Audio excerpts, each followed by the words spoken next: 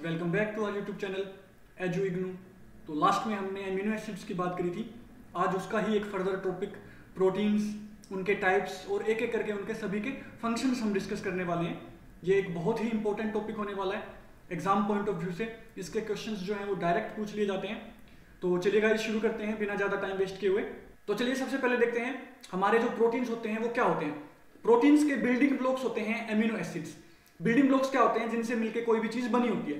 तो let us से कि हम प्रोटीन्स जो हैं उनके बिल्डिंग ब्लॉक्स जो होते हैं अमीनो एसिड्स, उनको रखते हैं। वो एक दूसरे के साथ बॉन्ड बना के लार्ज और कॉम्प्लेक्स स्ट्रक्चर, लार्ज और कॉम्प्लेक्स मॉलिक्यूल्स को डेवलप करते हैं। उन्हीं को हम क्या बोलते हैं? प्रोटीन्स बोलते हैं। मतलब किससे बने होते हैं? अमीनो एसिड से बने होते हैं। दो या दो से अलग डिफरेंट टाइप के अमीनो एसिड्स भी प्रोटीन्स के अंदर जुड़े हुए हो सकते हैं। तो अलग अलग टाइप के अमीनो एसिड्स मिलकर अलग अलग टाइप के प्रोटीन्स बनाते हैं। तो चले सबसे पहले देखते हैं कि अलग अलग टाइप के अमीनो एसिड्स हो सकते हैं, कैसे कैसे होते हैं। अमीनो एसिड्स की हमने भरपूर बात करी हुई है इसकी पहले वीडियो में, तो आप वहां पे जाके चेक कर सकते हैं। यहाँ पे हम इसका एक बार मोटा मोटा रिवीजन ले लेते हैं। अमीनो एसिड्स बेसिकली क्या होते हैं? अमीनो एसिड्स की अगर हम बात करें, अमीनो एसिड्स जो होते हैं इसमें एक अमीन ग्रुप होता है और एक एसिड ग्रुप होता है। तो इसको अगर हम देखें तो कार्बन के साथ एक एसिड ग्रुप हमने डाल दिया और एक अमीन ग्रुप हमने डाल दिया। नाउ इसके साथ क्या जुड़ा हुआ होता है? ऊपर H रख लेते हैं और नीचे R। नाउ ये जो R है ये डिफरेंट डिफरेंट R होते हैं, तो डिफरेंट डिफरेंट अमीनो ग्रुप्स हमें मिल जाते हैं। तो सबसे पहले अगर R को हम देखें, R को हम H पुट करते हैं, तो यहाँ पे अगर हम R की जगह H रखते हैं तो ये आ जाता है। एक तरफ COOH ग्रुप है ही, ये तो कंपलसरी होता ही है। एक तरफ NH2 ग्रुप है। नाउ ये जो हमारे पास एक अमीनो एसिड बन के आता है इसका नाम होता है ग्लाइसिन। ग्लाइसिन, कई जगह इसको सिर्फ GLY से भी डिनोट कर देते हैं। नाउ अगर हम इस R की जगह CH3 को पुट करें तो ग्लाइसिन की जगह हमारे पास क्या आ जाता है? जैसे मान लो हम यहाँ पे CH3 रख देते हैं, कार्बन से जुड़ा हुआ है गाइस, तो CH3 रख देते हैं, तो इस अमीनो एसिड का नाम क्या हो जाता है हमारे पास? एलेनाइन। एलेनाइन। नाउ ये एलेनाइन को A से भी डिनोट करते हैं या कैपिटल A से भी डिनोट कर देते हैं। तो ये हमारे पास होता है। तो डिफरेंट डिफरेंट R को अगर हम पुट करते रहें तो डिफरेंट डिफरेंट अमीनो एसिड्स आ सकते हैं हमारे पास। नाउ ये डिफरेंट डिफरेंट अमीनो एसिड्स आपस में बॉन्ड बना के क्या बना लेते हैं? हमारे पास प्रोटीन ग्रुप बना लेते हैं। नाउ इनके बीच में कौन सा, जो हमने कहा कि ये बॉन्ड बनाते हैं आपस में डिफरेंट डिफरेंट, ये कौन सी बॉन्डिंग बनती है, ये कौन सी लिंकेज होती है, इसके बारे में बात करते हैं। देन उसके फंक्शंस देखते हैं। तो चलिए एक बार देखते हैं कि इनकी कौन सी बॉन्डिंग होती है। तो अमीनो एसिड्स के प्रोटीन बनने के लिए जो बीच में बॉन्डिंग होती है वो क्या होती है? उसको हम पेप्टाइड लिंकेज बोलते हैं, पेप्टाइड बॉन्डिंग बोलते हैं। बेसिकली पेप्टाइड बॉन्डिंग क्या होती है? पेप्टाइड बॉन्डिंग के अंदर क्या होता है? जो कार्बोक्सिलिक एसिड जो ग्रुप होता है, एक जो ग्रुप होता है उसका दूसरे के अमीनो एसिड ग्रुप जो होता है, अमीन जो ग्रुप होता है, उसमें जो होता है बॉन्ड बनता है। जैसे हम देखते हैं, एक बार स्ट्रक्चर के साथ देखते हैं। तो चलिए हम गाइस पहला लिख लेते हैं। कार्बन है, एक तरफ हमारे पास है C double bond O and OH group, एक तरफ हमारे पास है NH2 ग्रुप, और इधर हमारे पास क्या है? H। और यहाँ पे मान लो R ले लो, कोई भी ले लो यार, R में आप R ही रख लेते हैं, मतलब यहाँ पे कोई भी अमीनो एसिड हो सकता है, ठीक है। ना दूसरे का क्या होता है? इसी तरफ होता है, ये होता है हमारे पास H रख लेते हैं, एक N है और एक ऊपर की तरफ H रख लेते हैं, तो NH2 हो गया, NH2 ग्रुप होगा। नाउ एक तरफ हमारे पास कार्बन से जुड़ा है एंड इधर होगा CO double bond O and OH। तो ये हो गया हमारे पास एक बॉन्ड COOH एंड ऊपर हमारे पास H है और यहाँ पे R। मान लो यहाँ पे मैंने R1 ले लिया, यहाँ पे R2 ले लिया, कोई भी हो सकता है। अब ना यहाँ पे जो यहाँ का जो कार्बोक्सिलिक एसिड ग्रुप है इसका OH ग्रुप जाता है और इसका H ग्रुप जाता है। तो यहाँ पे क्या होता है? ये वाटर जो होता है क्या हो जाता है? रिलीज हो जाता है। वाटर रिलीज हो जाएगा तो ये जो हमारे पास है आपस में क्या हो जाएगा? बॉन्ड बन जाएगा। और ये जो इस टाइप की बॉन्डिंग होती है, ये जो बॉन्ड बनेगा यहाँ पे हमारे पास C डबल बॉन्ड O और यहाँ पे जो है N से बॉन्ड बन जाएगा। ये जो H जो है जाएगा और यहाँ पे C डबल बॉन्ड और N से बॉन्ड बन जाएगा। बाकी इधर का और इधर का सब सेम रहेगा। तो अगर इसको बनाना भी आप चाहो तो ये आप बना सकते हो। यहाँ पे C, इधर हो जाएगा R1, ऊपर हो जाएगा H और इधर हो जाएगा वही N, फिर ये भी पीछे जुड़ेगा किसी न किसी से। ना अगर इसका आगे बनाना चाहो तो ऊपर की तरफ यहाँ पे H जुड़ा हुआ है, ये देखो ये जो ग्रुप है H गया यहाँ से, ये जो ग्रुप है, उसके बाद ये C, ऊपर H है, नीचे हम अगर कनेक्ट करें तो R2 है और इस तरफ अगर हम रखें तो ये जो ग्रुप होता है हमारे पास COH, ये फिर किसी और से आगे से बॉन्ड बना लेगा। अब ये आगे आगे आगे आगे ऐसे बॉन्डिंग होती रहेगी, ये ऐसे पीछे पीछे बॉन्डिंग होती रहेगी और ये बॉन्ड बना बना के आपस में क्या कर लेते हैं? लार्ज, बहुत लंबे लंबे और कॉम्प्लेक्स मॉलिक्यूल्स बना लेते हैं। उन्हीं को फिर हम क्या बोलते हैं? प्रोटीन्स बोलते हैं। नाउ अगर हम इनकी बात करें कि इनके स्ट्रक्चर और फंक्शंस क्या होते हैं, इनकी अगर हम बात करें, बेसिकली प्रोटीन के फंक्शंस की बेसिकली बात करें तो क्या होते हैं प्रोटीन के फंक्शंस? सबसे पहला फंक्शन अगर हम बात करें प्रोटीन का तो वो क्या होता है? सेल बिल्डिंग के अंदर काम आता है। या टिश्यू बिल्डिंग को भी बोलते हैं इसमें। सेल बिल्डिंग बेसिकली क्या होता है, कोई भी सेल होती है उसके जो ऑर्गेनेलिज होते हैं, जैसे मान लो हम कोई भी ऑर्गेनेलिज की बात करें, माइटोकॉन्ड्रिया हो गया या लाइसोसोम्स हो गया, सेल ऑर्गेनेलिज, इनकी हमने अच्छे से बात करी हुई है पिछली वीडियोस के अंदर, आप जाके चेक कर सकते हैं। तो ये जो हमारे पास होते हैं, या जो सेल मेम्ब्रेन होती है, सेल की जो मेम्ब्रेन होती है बाहर की, जो प्लाज्मा मेम्ब्रेन भी इसको बोलते हैं, इनकी जो ये बनती है ये किससे मिलकर बनी होती है, प्रोटीन से मिलकर बनी होती है। तो बेसिकली इनको स्ट्रक्चर को कौन देता है, प्रोटीन ही देता है।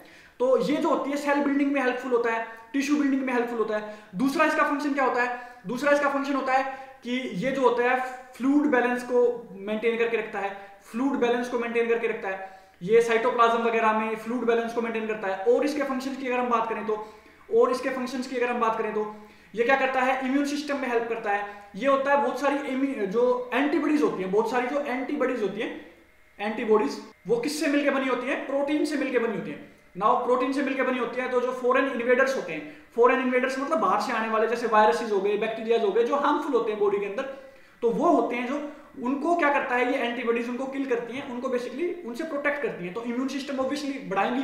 तो एंटीबॉडीज किससे मिलकर बनी होती है, इन्हीं प्रोटीन से मिलकर बनी होती है। जैसे एग्जांपल के लिए हम बात कर सकते हैं इम्यूनोग्लोबुलिन्स, इम्यूनोग्लोबुलिन्स, ये एंटीबॉडीज होती है एक टाइप की, तो ये प्रोटीन से ही मिलकर बनी होती है। और अगर इसकी बात करी जाए तो WBC, व्हाइट ब्लड सेल्स जो होती हैं, उनकी प्रोडक्शन में भी प्रोटीन हेल्प करते हैं।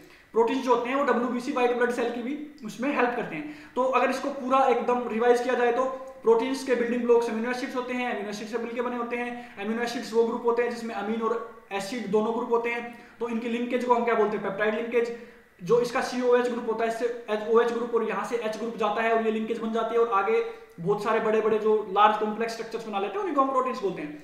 नाउ प्रोटीन्स के फंक्शंस की बात करें तो पहले सेल बिल्डिंग की हमने बात करी, या इसको ये आप टिश्यू बिल्डिंग में भी रख सकते हो। इसको एक्सप्लेन कर सकते हो कि भैया बहुत सारी जो सेल ऑर्गेनेलीज होती हैं, जैसे मान लो प्लाज्मा मेम्ब्रेन होती है, उसके अंदर प्रोटीन्स यूज होते हैं, मिलके बने होते हैं, और फ्लूइड बैलेंस को मेंटेन करता है। और तीसरा एंटीबॉडीज को प्रिपेयर करता है, जिससे कि हमारा इम्यून सिस्टम जो होता है वो स्ट्रॉन्ग होता है, बनता है, मतलब इम्यून सिस्टम में अच्छा होता है, जिससे फॉरेन इन्वेडर्स जो होते हैं, बैक्टीरियाज, वायरसेस, उनसे हमारी बॉडी को प्रोटेक्ट करके रखता है। तो ये थे प्रोटीन्स। चलिए इनकी क्लासिफिकेशंस देख लेते हैं एक बार। Now proteins can be classified in several ways based on their structure, function and composition.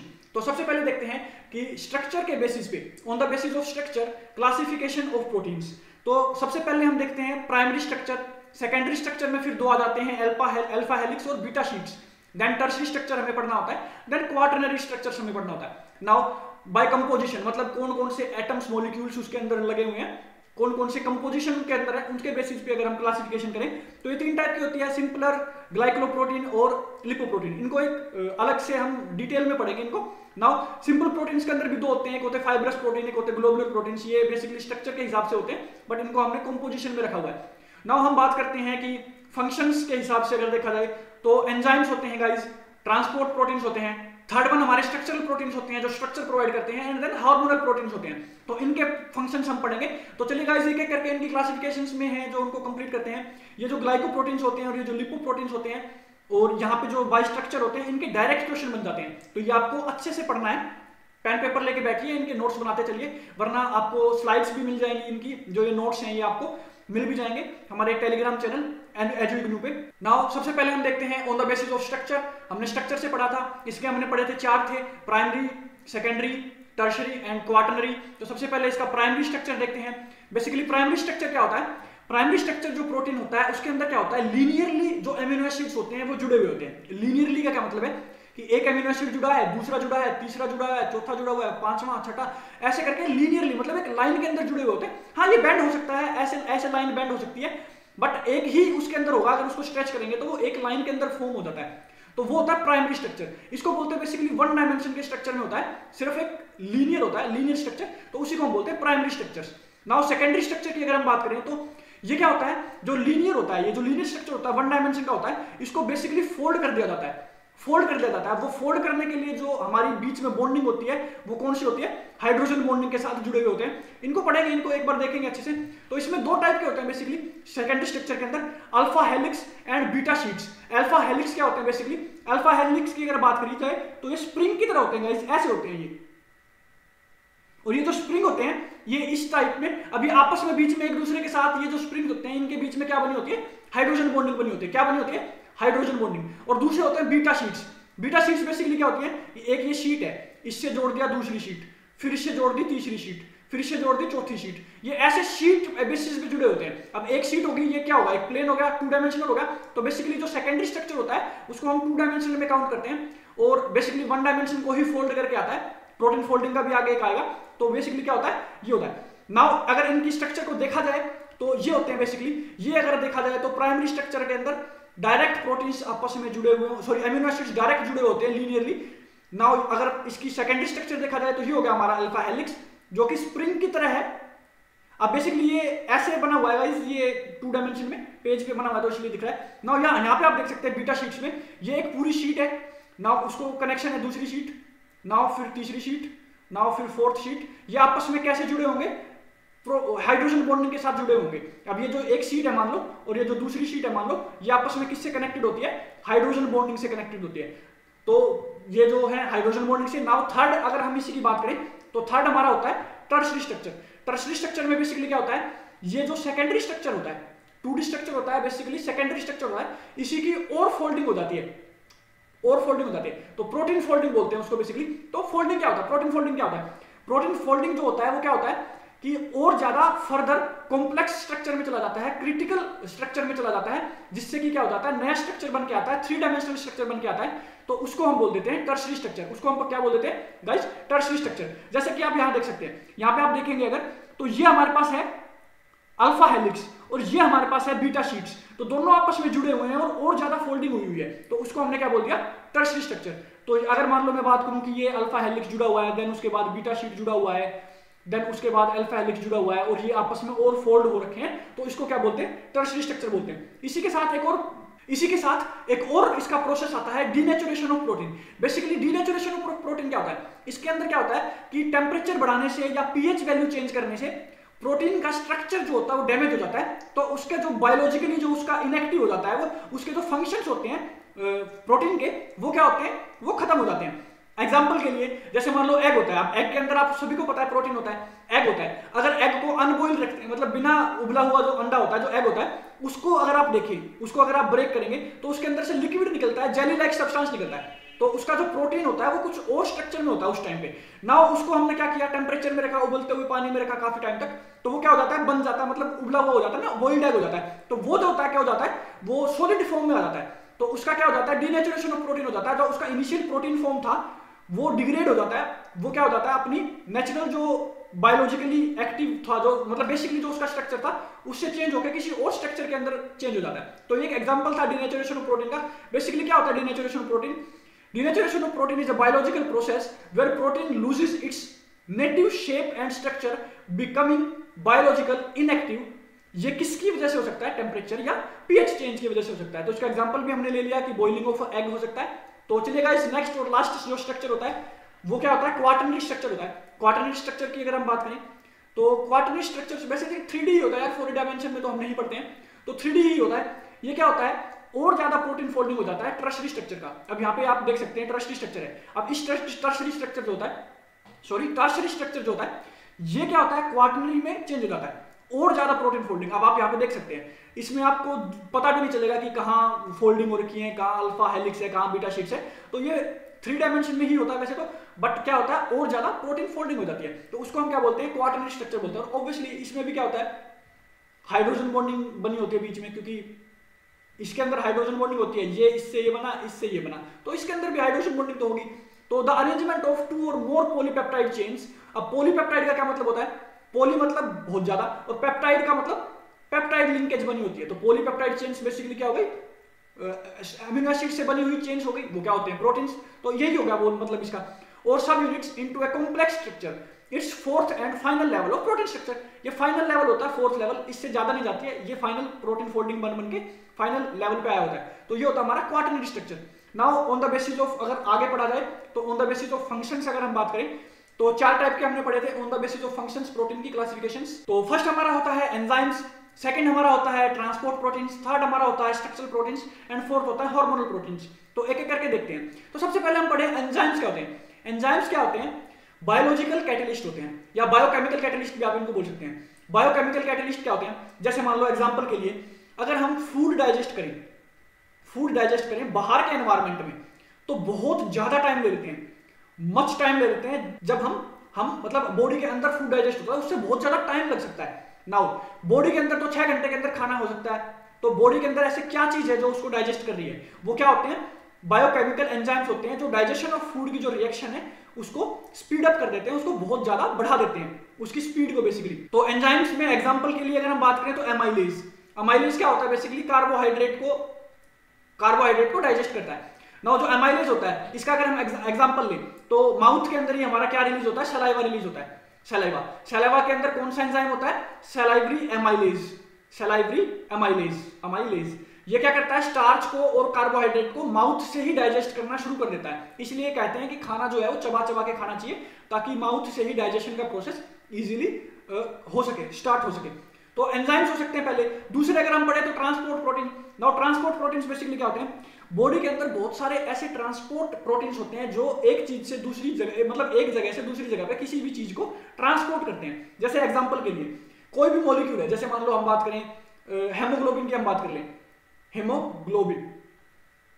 ये क्या होता है? ब्लड के अंदर होता है। ब्लड के अंदर एक ऐसा कंपोनेंट होता है, रेड कलर पिगमेंट होता है, जो कि क्या होता है? रेड कलर पिगमेंट होता है जो कि क्या करता है? ऑक्सीजन को ट्रांसपोर्ट करता है। कहां से? लंग्स से हार्ट तक लेके जाता है और फिर हार्ट से हर एक सेल तक लेके जाता है। बेसिकली लंग से हार्ट तक तो ब्लड को लेके जाएगा ना, ऑब्वियसली लंग में ऑक्सीजन आई, देन वो हार्ट में लेके जाएगा, देन वो पूरी बॉडी के अंदर उसको सर्कुलेट कर देगा। हेमोग्लोबिन एक ट्रांसपोर्ट प्रोटीन का पार्ट है। तो अगर इसकी देखी जाए तो definition, carries molecules across membrane और through the bloodstream. For example haemoglobin transport करता है ब्लड में ऑक्सीजन को, वाइल एक्वापोरिन्स नाम का एक होता है जो कि सेल मेम्ब्रेन के अक्रॉस क्या ट्रांसपोर्ट करता है? वाटर ट्रांसपोर्ट करता है। तो ये भी क्या होता है? ट्रांसपोर्ट प्रोटीन होता है। जैसे मान लो ये सेल मेम्ब्रेन है ना, तो सेल मेम्ब्रेन के अंदर और बाहर वाटर को जो ट्रांसपोर्ट करने वाला प्रोटीन होता है उसको एक्वापोरिन्स बोलते हैं। एक्वा जहां पे वर्ड आ जाता है उसका मतलब भी क्या होता है? वाटर से रिलेटेड होता है। जैसे आपको पता होता है ना एक्वा सॉल्यूशन, एक्वा मतलब वाटर से रिलेटेड है। देन उसके बाद अगर हम बात करें last structural proteins. Structural proteins basically क्या होते हैं? स्ट्रक्चरल प्रोटीन्स वो प्रोटीन्स होते हैं जो कि मैकेनिकल सपोर्ट या शेप प्रोवाइड करते हैं किसी भी टिश्यू को। ये क्या करते हैं? अब बेसिकली जो स्ट्रक्चर प्रोवाइड करेंगे यार, ऑब्वियसली मैकेनिकल स्ट्रेंथ तो प्रोवाइड करेंगे ना, मैकेनिकल सपोर्ट तो प्रोवाइड करेंगे। तो स्ट्रक्चरल प्रोटीन्स क्या होते हैं? जो मैकेनिकल सपोर्ट प्रोवाइड करते हैं या शेप प्रोवाइड करते हैं किसी भी सेल को या किसी भी टिश्यू को। इसके अगर एग्जांपल हम बात करें तो कोलेजन नाम का एक होता है जो कनेक्टिव टिश्यूज के अंदर पाया जाता है, या केराटिन नाम का होता है जो हेयर्स और नेल्स को स्ट्रक्चर प्रोवाइड करता है। केराटिन तो आपने सुना भी होगा कि हेयर्स के अंदर या नेल्स के अंदर पाया जाने वाला प्रोटीन क्या होता है? केराटिन होता है। Now last and the final one is hormonal protein. Hormonal proteins basically क्या होते हैं? ये मैसेंजर्स की तरह एक्ट करते हैं बॉडी के अंदर और बहुत सारे ऐसे हार्मोन्स को प्रिपेयर करते हैं जो कि डिफरेंट फंक्शंस बॉडी के अंदर परफॉर्म करते हैं। जैसे एग्जांपल के लिए ग्रोथ हार्मोन होता है। ग्रोथ हार्मोन जो होता है वो क्या करता है? ग्रोथ में हेल्पफुल होता है बेसिकली। इसको कौन सिक्रीट करता है? पिट्यूटरी ग्लैंड होता है। पिट्यूटरी ग्लैंड जो ब्रेन में सिचुएटेड होता है वो इसको सिक्रीट करता है। नाउ ग्रोथ हार्मोन अगर बहुत ज्यादा रिलीज हो जाता है, ग्रोथ हार्मोन बहुत ज्यादा रिलीज हो जाता है तो जायंटिज्म की प्रॉब्लम हो जाती है। जायंटिज्म क्या होता है? मतलब बहुत ज्यादा शरीर जो होता है बड़ा हो जाता है। जैसे ग्रेट खली की अगर हम बात कर लें तो वो जायंटिज्म की प्रॉब्लम होती है उसको। नाउ अगर ये ज्यादा अच्छे से रिलीज नहीं होता, कम रिलीज होता है, अगर ये कम रिलीज होता है तो उसमें ड्वार्फिज्म की प्रॉब्लम आ जाती है, मतलब बोना रह जाता है। तो ऐसे कई लोग आपने देखे होंगे जिनकी हाइट ज्यादा नहीं होती, बोने रह जाते हैं, तो उनको क्या होता है? ग्रोथ हार्मोन की सिक्रीशन नहीं होती है। तो वो हार्मोनल प्रोटीन है बेसिकली। अगर और पढ़ा जाए तो इंसुलिन होता है। इंसुलिन क्या होता है? ब्लड शुगर लेवल को मेंटेन करता है, ग्लूकोज मेटाबॉलिज्म में हेल्पफुल होता है। ग्लूकोज आपको पता है यार शुगर से मिलता है, तो ग्लूकोज मेटाबॉलिज्म में हेल्पफुल होता है और ब्लड शुगर लेवल को कंट्रोल करता है। अगर मान लो हम बात करें कि इंसुलिन कम रिलीज हुआ बॉडी के अंदर और बॉडी के अंदर इंसुलिन कम रिलीज होने की वजह से ग्लूकोज मेटाबॉलिज्म हो नहीं रहा और शुगर तो कंज्यूम करता ही है कोई भी इंसान, तो उसको शुगर की प्रॉब्लम हो जाएगी। ज्यादातर बड़े बुजुर्गों को जो होता है जब एज ज्यादा हो जाती है उसके साथ इंसुलिन का जो सिक्रीशन होता है वो कम हो जाता है, तो वो शुगर को डाइजेस्ट नहीं कर पाता, शुगर का मेटाबॉलिज्म नहीं कर पाता, तो उससे शुगर की प्रॉब्लम हो जाती है। तो ये थे हमारे on the basis of functions. Now last हमारे पास बचता है classification of protein on the basis of composition. तो उसकी अगर हम पढ़े तो सबसे पहले हमें पढ़ना होता है सिंपल प्रोटीन। 3 टाइप के होते हैं, सिंपल प्रोटीन होते हैं, ग्लाइकोप्रोटीन होते हैं, लिपोप्रोटीन होते हैं। तो सबसे पहले हम सिंपल प्रोटीन्स पढ़ते हैं। इनके भी 2 पार्ट होते हैं, एक होता है फाइब्रस प्रोटीन और दूसरा होता है सिंपल प्रोटीन, दूसरा होता है ग्लोबुलर प्रोटीन। तो सिंपल प्रोटीन क्या होता है? बेसिकली अमीनो एसिड से ही मिलकर बने होते हैं, या सिर्फ अमीनो एसिड ही इनके अंदर कंपोजिशन के अंदर यूज होते हैं। नाउ सिर्फ अमीनो एसिड, ये बात बहुत इंपॉर्टेंट है गाइस, ये सिर्फ अमीनो एसिड से मिलकर बने होते हैं और कोई भी यूनिट इसके अंदर नहीं होती है। नाउ फाइब्रस प्रोटीन क्या होता है? ये स्ट्रक्चरल प्रोटीन होते हैं और ये क्या होते हैं? धागे की टाइप में होते हैं। एग्जांपल के लिए कोलेजन, इलास्टिन और केराटिन। अब स्ट्रक्चरल प्रोटीन में हम जैसे पढ़ के आए हैं उसमें हमने इसका एग्जांपल पढ़ा था कोलेजन का और केराटिन का, अब वही इसके अंदर आता है फाइब्रस प्रोटीन के अंदर। ये भी क्या होते हैं, पॉलीपेप्टाइड चेन्स होते हैं और किसी से मिलकर नहीं बने होते हैं। शीट लाइक फिलामेंटस जैसे मैंने बताया कि थ्रेड लाइक होते हैं, तो फिलामेंट टाइप होते हैं, मतलब थ्रेड लाइक होते हैं, ऐसे होते हैं, स्ट्रक्चर से बने होते हैं। Fibrous protein non polar amino acids होते हैं। बेसिकली नॉन पोलर क्या होते हैं, जो कि वाटर के अंदर सोल्यूबल नहीं होते हैं। यहाँ पे एक लिखा भी हुआ है वाटर इनसोल्यूबल होते हैं। नाउ जैसे हेयर वगैरह होते हैं, हेयर के अंदर जो प्रोटीन मिला होता है वो क्या होता है, वाटर इनसोल्यूबल होता है। तो fibrous protein are covered in non polar amino acids. Non polar का मतलब भी क्या होता है, जो वाटर के अंदर सोल्यूबल नहीं होते। वाटर क्या होता है, एक पोलर लिक्विड होता है, समझ रहे हो ना। तो ये होता है, इसके अंदर नॉन पोलर कभी भी सोल्यूबल नहीं हो सकते हैं। तो ये सोल्यूबल किसके अंदर होंगे, कोवेलेंट कंपाउंड्स के अंदर ये सोल्यूबल हो सकते हैं। तो ये कोवेलेंट कंपाउंड्स के अंदर सोल्यूबल हो सकते हैं, जैसे अल्कोहल्स वगैरह हो गए उनके अंदर हो सकते हैं। तो ये होते हैं हमारे पास क्या, फाइब्रस प्रोटीन। नाउ सेकंड जो पार्ट है इसका वो होते हैं ग्लोबुलर प्रोटीन। ग्लोबुलर प्रोटीन अगर हम पढ़ें, ये हो गया हमारे पास ग्लोबुलर प्रोटीन का क्या, स्पेरिकल इन शेप होते हैं। सबसे पहले तो ये ऐसे ऐसे बन के स्पेरिकल शेप का हो जाता है। ये आप कहो कि ये कैसा स्पेरिकल शेप है, ये ऐसे ऐसे एक दूसरे के साथ होकर एक स्पेरिकल शेप ले लेते हैं, गोल गोल शेप ले लेते हैं। तो ये क्या होते हैं, सोल्यूबल इन वाटर होते हैं। तो ऑब्वियसली पोलर नेचर के होते हैं। ये मैंने जैसे बताया कि आपको acid residues are polar in charge, तो वाटर पोलर अगर लिक्विड है तो ये क्या होते हैं, पोलर नेचर के होते हैं। तो इसीलिए ये वाटर सोल्यूबल होते हैं। एग्जाम्पल अगर इनकी बात करी जाए तो एल्ब्यूमिन, हेमोग्लोबिन, मायोग्लोबिन। हेमोग्लोबिन और मायोग्लोबिन जो होते हैं ये ब्लड प्लाज्मा के अंदर सोल्यूबल होते हैं। ब्लड का जो प्लाज्मा पार्ट होता है, लिक्विड पार्ट जो होता है, इसके अंदर सोल्यूबल होता है। लिक्विड पार्ट ऑफ ब्लड होता है प्लाज्मा, उसके अंदर सोल्यूबल होता है और उसी के अंदर मिलके चलता है, जो कि रेड ब्लड सेल के अंदर पाया जाता है, आरबीसी। और क्या होता है बेसिकली, ये हमने अभी अभी पढ़ा था थोड़ी टाइम पहले ही कि ये ट्रांसपोर्ट प्रोटीन होते हैं। बेसिकली ट्रांसपोर्ट प्रोटीन मतलब ट्रांसपोर्ट करते हैं किसको, O2 ऑक्सीजन को ट्रांसपोर्ट करते हैं कहां, पूरी बॉडी के अंदर। बेसिकली ऑक्सीजनेटेड ब्लड जो होता है उसके अंदर पाया जाता है। तो ये होता है ग्लोबुलर प्रोटीन। नाउ नेक्स्ट अगर हम बात करें इसके की ग्लाइकोप्रोटीन्स। नाउ जैसे हमने सिंपल प्रोटीन्स की बात करी थी, उसमें हमने क्या किया था कि उसके अंदर जो कंपोजिशन होगी वो किस किस से मिलकर बना होगा, सिर्फ एमिनो एसिड से। नाउ ग्लाइकोप्रोटीन नाम से ही चलता है, प्रोटीन होता है इसके अंदर। अब प्रोटीन तो यार ऑब्वियसली एमिनो एसिड होंगे इनके अंदर, प्रोटीन तो एमिनो एसिड से मिलकर बना होगा ना। दूसरा होता है ग्लाई। ग्लाई का मतलब होता है ग्लूकोज। क्या मतलब होता है गाइस, ग्लूकोज। तो ग्लूकोज से और प्रोटीन से मिलकर बना होता है ग्लाइकोप्रोटीन्स।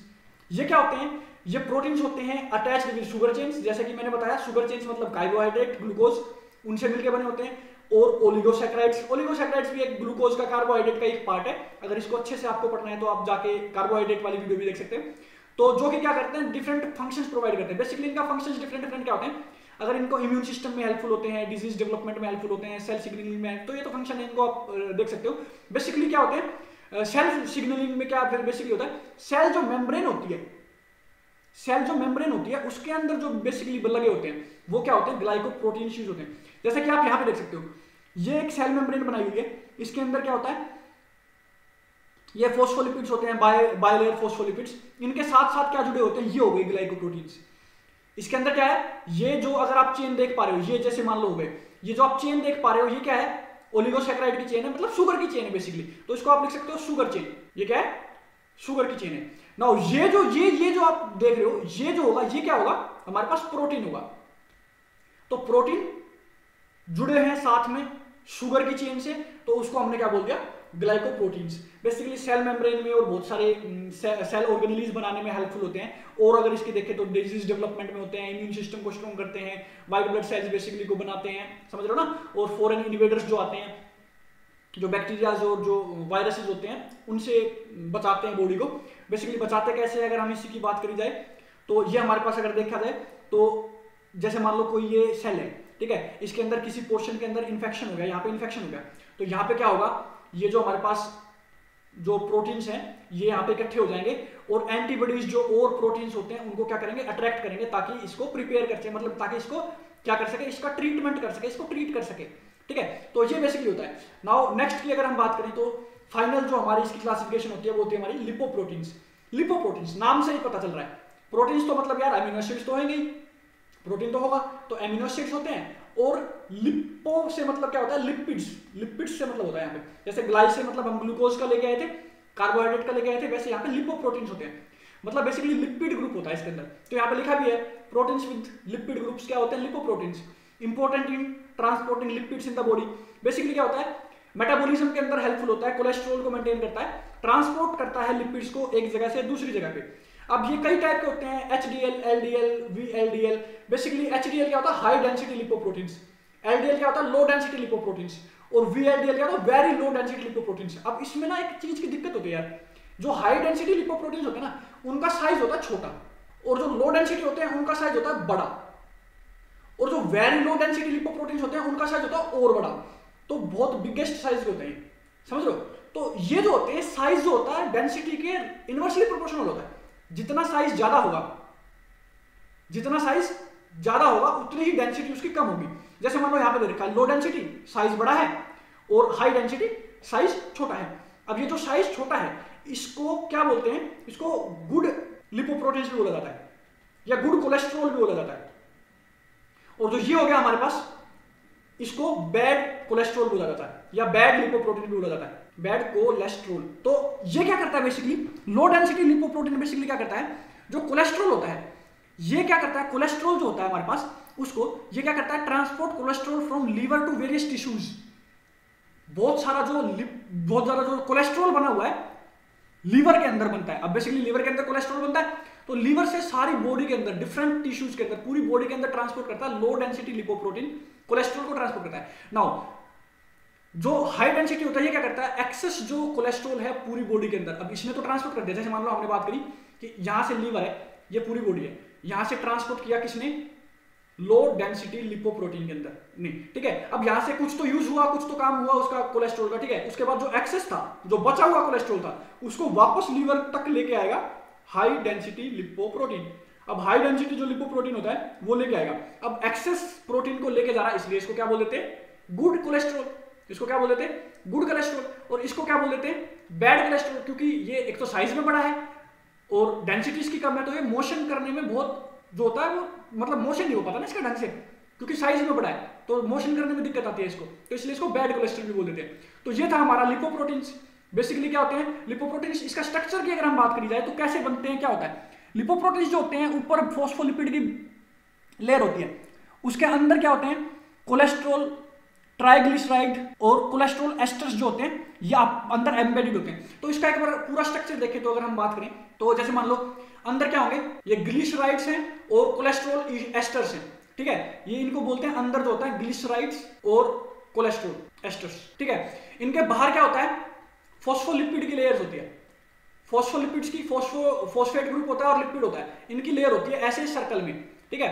इनके साथ साथ बीच में क्या क्या जुड़े होते हैं, प्रोटीन्स भी जुड़े होते हैं, इसीलिए तो इनको लिपोप्रोटीन्स बोलते हैं। बीच बीच में क्या जुड़े होते हैं, लिपोप्रोटीन्स, सॉरी प्रोटीन्स जुड़े होते हैं। जैसे इसमें आप देख सकते हो ये आपके पास है, अंदर क्या है, कोलेस्ट्रॉल एम्बेडेड है। अब देखो यार, अगर ये पूरा ट्रांसपोर्ट मतलब अभी अगर ये पूरा का पूरा एक जगह से उठ के दूसरी जगह जाएगा तो इसके अंदर जो ये चीज बंद है, जो ट्रैप हो रखी है, ये भी तो जाएगी ना। तो कोलेस्ट्रॉल इसके अंदर ट्रैप है तो कोलेस्ट्रॉल को ट्रांसपोर्ट करेगा ऑब्वियसली।